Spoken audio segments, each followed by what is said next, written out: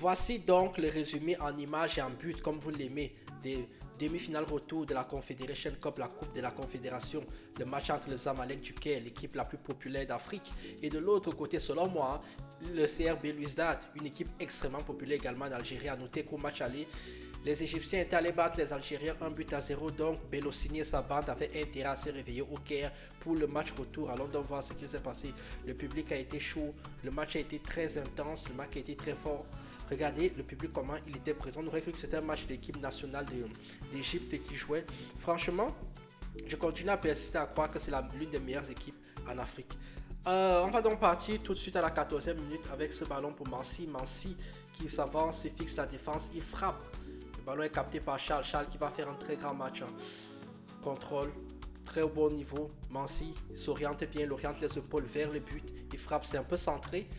Donc 0-0.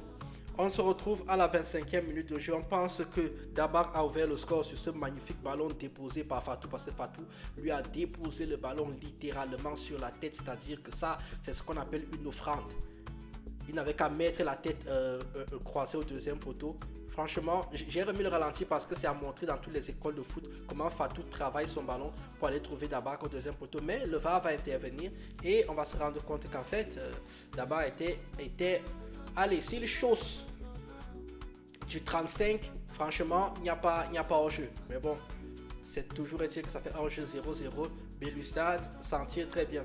On revient très rapidement à la 35e minute de jeu avec Ismaël qui frappe à côté. Bon, il n'y aura pas corner. Le ballon a peut-être été effleuré, mais là-dessus, on voit que Charles, le gardien algérien, ne prend pas de risques. Il essaie de la boxer, mais le ballon revient dans les pieds de Charles, qui on voit tout de suite que c'est un défenseur et non un attaquant, parce que c'est un attaquant là-dessus, il ne fait pas ça du tout. Là, il doit enchaîner très vite, c'est vrai aussi, mais bon, je pense qu'il y a mieux à faire. Je pense qu'il y a une vieille feinte de frappe là à faire. Tu envoies tous les gens ici à la buvette. Charles l'a sorti, mais l'arbitre n'a pas pu le connaître. Tentative de réaction de la part des joueurs algériens extrêmement timides en premier temps par Ben Amouda sur cette bonne récupération haute, l'une des rares récupérations hautes de la part des Algériens.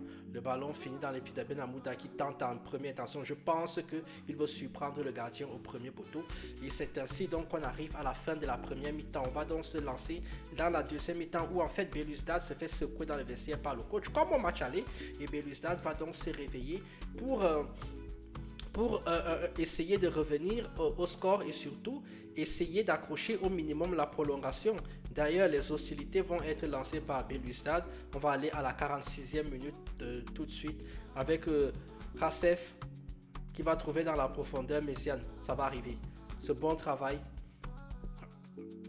Racef qui trouve Méziane qui frappe. La frappe, elle est juste à côté. Oui, beaucoup de frappes dévissées de la part des joueurs algériens. Là, il a trouvé, il fixe la défense, il avance.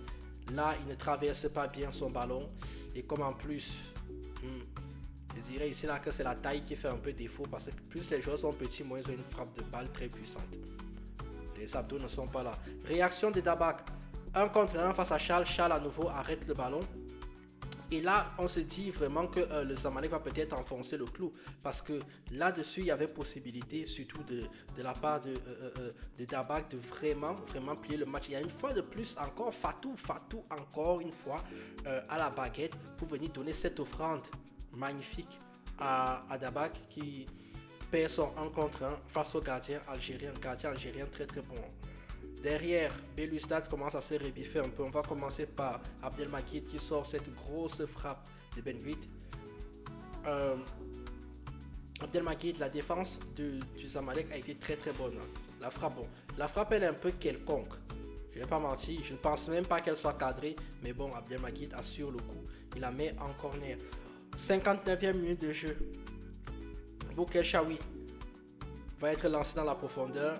Il essaye de dribbler le gardien ou de frapper, mais le ballon finit encore dans les pieds de Abdelmakid qui dégage le ballon. Moi, je ne sais pas vraiment, est-ce qu'il n'y avait pas mieux à faire là-dessus? Parce que là, le ballon est lancé dans la profondeur, on le trouve encore sur un 1-2 géant. Est-ce que là, tu ne peux pas gratter un petit râteau derrière? Tu sais que le gardien va plonger, le gardien t'amène toi et le ballon. Comme ça fait un petit penalty. Après, c'est facile à dire qu'on est là. Parce que là, tu pars un peu plus vers l'extérieur. où tu piques même par-dessus le gardien de pied gauche.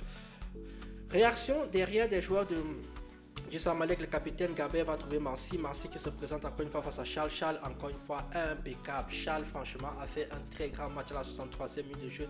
Il maintient encore l'espoir pour l'équipe de Belouizdad. Franchement, sans lui au match aller, sans lui au match retour, c'est au moins un 5-0. Il a été, c'est vraiment, pour moi, c'est le meilleur gardien de la compétition. C'est dommage qu'il sorte maintenant.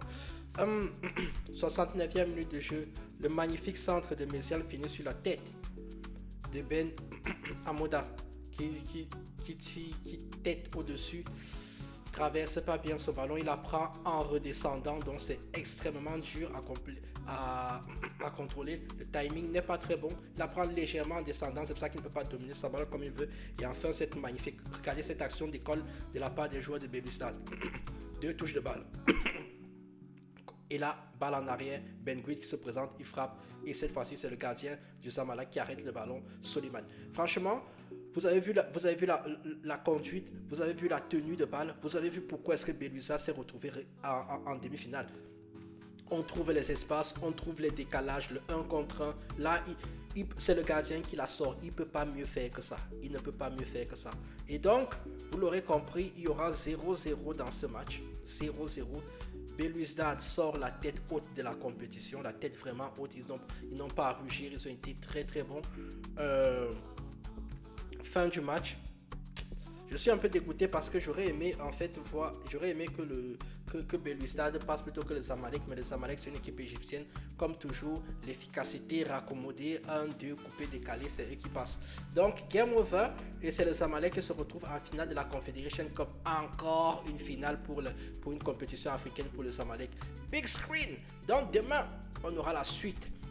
Cette fois-ci, ce sera la Ligue des champions africaine. On va commencer à 15h pour tous ceux qui sont avec moi sur Kik pour regarder le match entre les Mamelodi Sundowns et l'Espérance de Tunis. Noter que les Mamelodi Sundowns sont imposés au match aller 1-0. Et on aura également les phares de Rabat qui vont se déplacer du côté de Berkane pour affronter le Renaissance Berkane. Ça va également être un match extrêmement chaud à suivre. Vous likez, vous commentez, vous partagez, vous abonnez. Et dimanche, on aura également le big match entre Safi et l'USM. Maroc-Algérie, match retour. Moi, je vous dis tchuss!